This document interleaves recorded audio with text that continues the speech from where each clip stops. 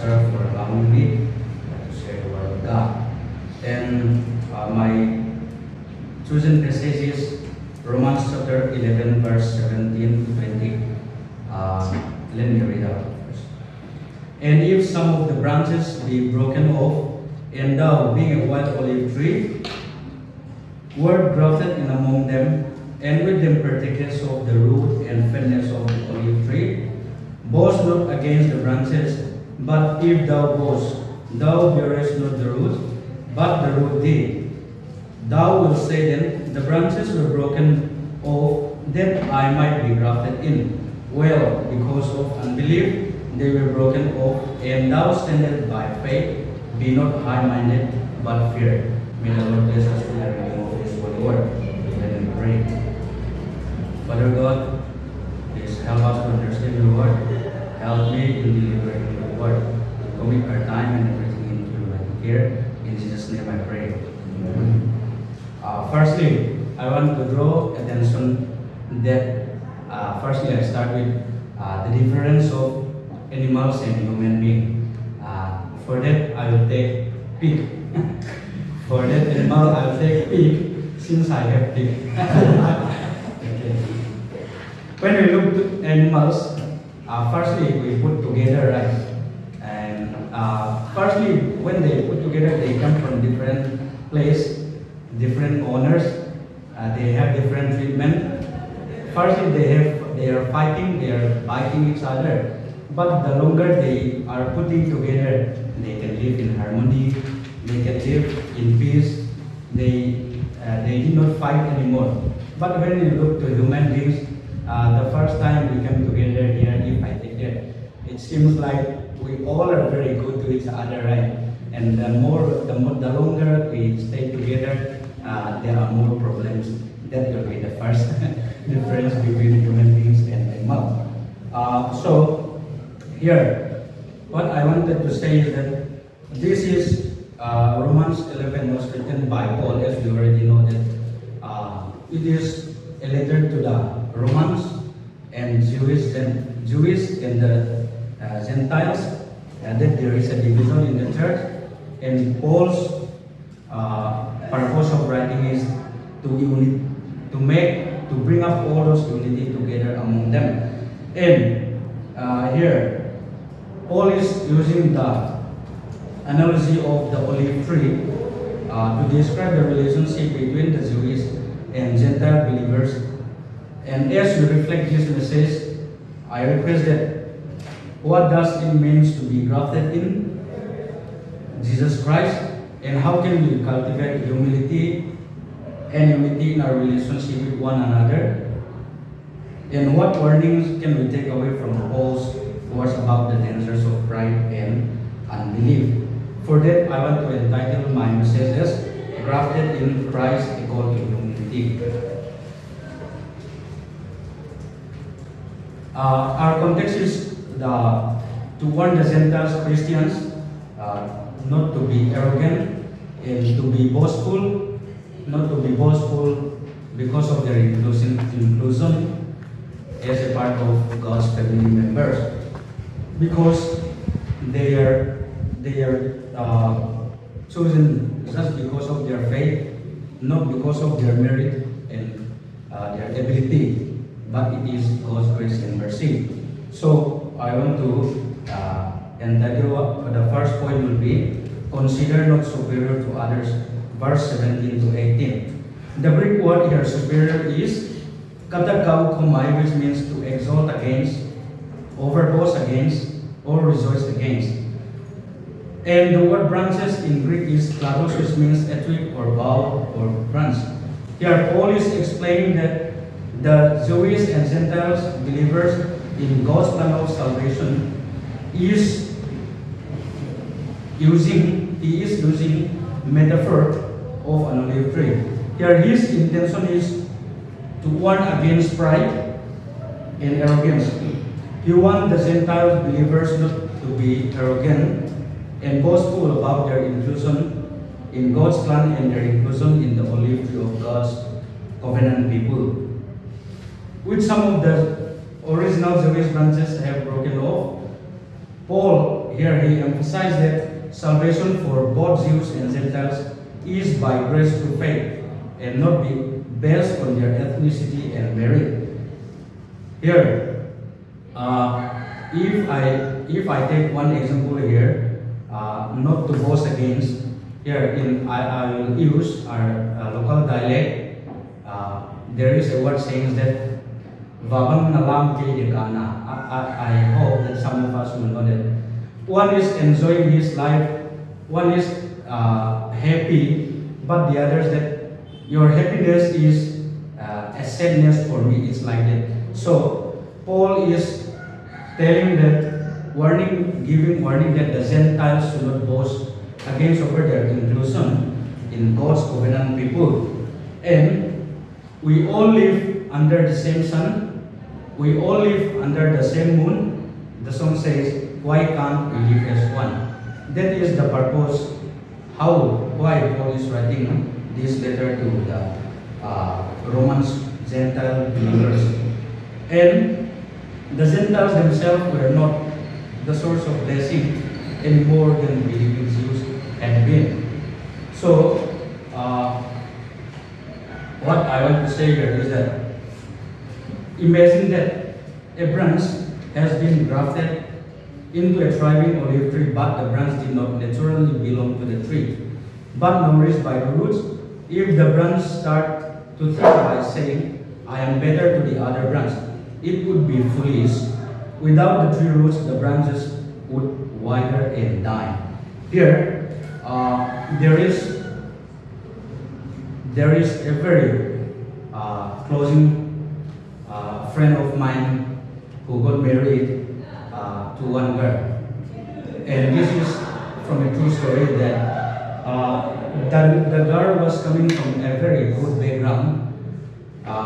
When they are in one family together, the girl, always comparing his previous family and the husband's family.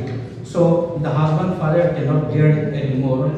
The husband father he says that you just come here to join as one of our family members. Do not think my house will be the same with your previous house, and we just accept you to be a part of our family members. So we can send you back anytime, whenever we want. That is her husband's father said. So like that, the Gentiles are just accepted by God just because of their faith. And if they are proud with their inclusion in the God's covenant people, God can still cut them down.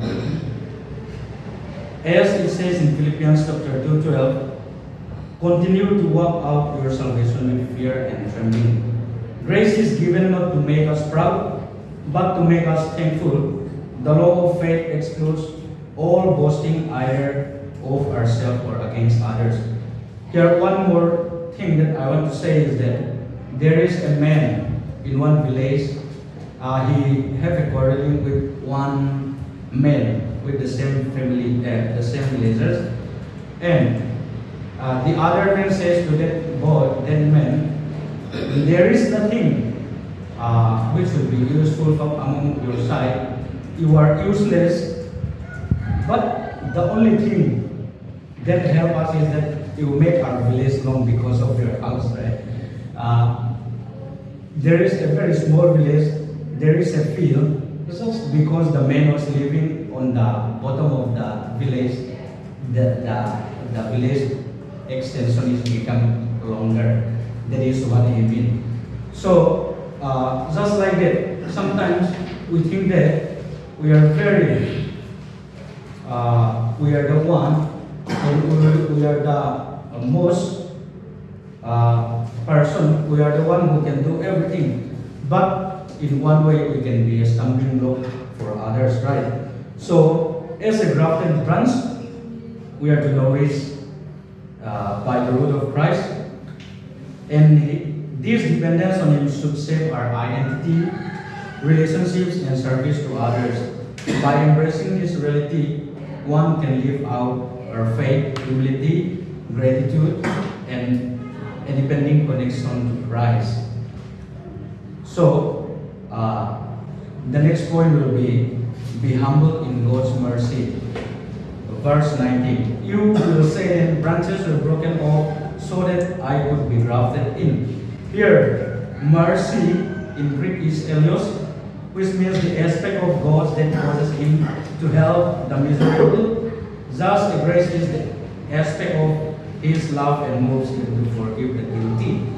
Here, the word elios is derived from the word of olive oil, which was used to treat wounds. It was soothing, comforting, and healing. It speaks then to a merciful God who is all those things.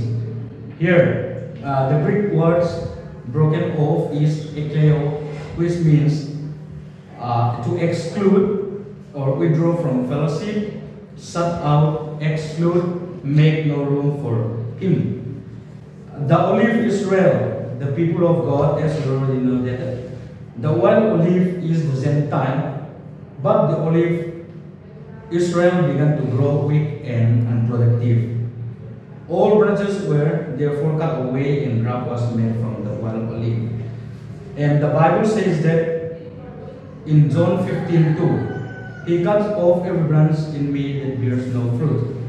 Likewise, we are coming here to train ourselves for God's kingdom, and we are studying the Word of God. And if we bear no fruit, and if we don't produce more fruit, God can cut out. That He can always give a replacement in place of us. So we should not be boast over against our inclusion, our salvation, but we are to humble and we are to humble like a dove. The old branch which has been cut away from an olive were grafted onto parent tree once more and began to produce fruit again. So when the Jews are cut down from the olive tree, the new branch is coming out from the root, and likewise we the Gentiles who do not worthy to receive the word of God, the mercy and grace, we are chosen, we are grafted in the tree so that we will be in a part of God's family.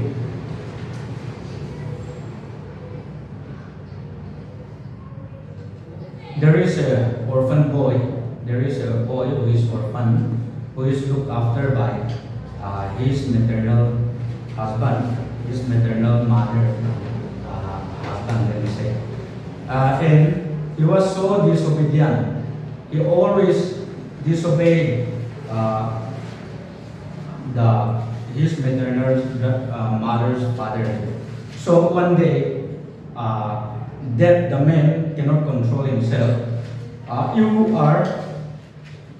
We are accepting you and look after you here. Why you are so proud? You are going to just end up your life in the street. But why you are so proud and did not listen to us? And you don't even deserve our care, our love. But why you are so proud with all this? Is there anything which you can be proud of? This is what he says to the boy. So, like that, we seminary students, what do we deserve? Being after here in college, there are many graduate friends, many seminary students told by other people say that whenever they stand up in the stage, the first thing they say is that they used to complain about the church, the elders, and the functions of the church. And for the elders, not to include and not to appoint as a preacher and to speak. It is not also good for us not to appoint them also. This is what some local church elders are responding. So, friends, if we look, let us examine ourselves that we can be that person. We are trained here to bring more fruit, but we can be always a complaint, the one who always complain about the church and the elders. So, just as the unproductive are cut down, we can be cut down also if we do not bear fruit. That means, let us examine ourselves so that our life can be a blessing and more productive for the kingdom of God. And the last point will be faithful in the Lord, verse 20. Here, granted, but they were broken off because of their unbelief, and you stand by faith. Do not be arrogant, but tremble. Here, arrogant or high-minded, it is hupselophronio or humeos, which means to have lofty thoughts, to proud, to be arrogant. But tremble, it means to be alarmed, frightened. All intention here is that Gentiles should not be arrogant or feeling superior to the Jews for their inclusion or inserted into God's people or family. The Gentiles did not originally receive God's promise, but just because of their faith, they are included in God's family. There was a very humble woman who was married to one man. She was accused falsely with her husband's mother and father. One day she went to the field. She was plowing the field. She was crying while working. She said, she talked to the crops. There are times it will be, I will be leaving out from here soon. So if I have no chance to take you, to eat you, be fruitful, you bring happiness to your masters, and be fruitful and productive. Like that, she blessed the crops. And then she was crying in the field. And the mother of her husband saw that she was so humble. And she did not even say that I am the right person. I did not do like that. She never opposed it. But she expressed his feelings with these tears. So the mother was regretted that she was having a humble life. So they did not send her back at their home. So just as the word of God says in John 8:31-16, if you abide in my word, you will truly be my disciples. Like that, for example, if you have a girlfriend and a boyfriend, you have to listen to your partner, right? If you don't listen to your partner, your relationship will not grow, it will not last, and it will lead to breakup. So we need to listen to each other. Likewise, if we claim that we are the follower of God, we should follow what God has instructed us, so that our relationship will be good. And God has chosen us not on any inherent racial or inferiority or superiority.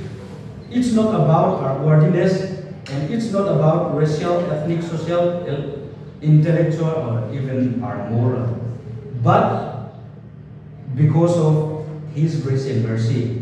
In Corinthians chapter 1:27-31 says, God chose the foolish things to shame the wise. He chose the weak things to shame the strong. So let us not forget that our inclusion to God's family is not because of our ability, but it is all because of His grace and mercy. So, my dear brothers and sisters, did you ever think that you are here is an accident, or is because of your goodness and your ability? Did you ever think that God will ignore you when you have hard times and when you cannot pray? If you think that why God is choosing you even though you are not the best and having many weaknesses and shortcomings, then you will be full of joy. So, to sum up all my points, in order to bear fruit, we are not to consider ourselves superior to our others and our fellow Christians. We must be humble in God's mercy, and we will be faithful to the Lord. So, the same goes to all Christians. Should have a humble life, have faith, and understand God's sovereignty, to be more mindful and kind of that human beings are nothing in front of God. Human beings are nothing to be proud. We have nothing to be proud of because of the salvation of God. We are thankful to Him, to the Lord. Therefore, as a grafted branch, as a chosen Christians, we are called to abide in Christ and bear fruit. May we walk in humility, dependence, and salvation. Thank you. Let me have the word of prayer. Father God, I thank you for standing with me in the word. May you help us through your holy word so that we may be able to live our life. Help us not to consider ourselves, not to boast against others, but to be humble in your mercy, and help us to stand firm in your faith until you come here to take us with you, to be with you. And if there is anything we share against your will, may you forgive us. And if there is anything that can help us to run a Christian life, you bless us for all of us. In Jesus' name I pray. Amen.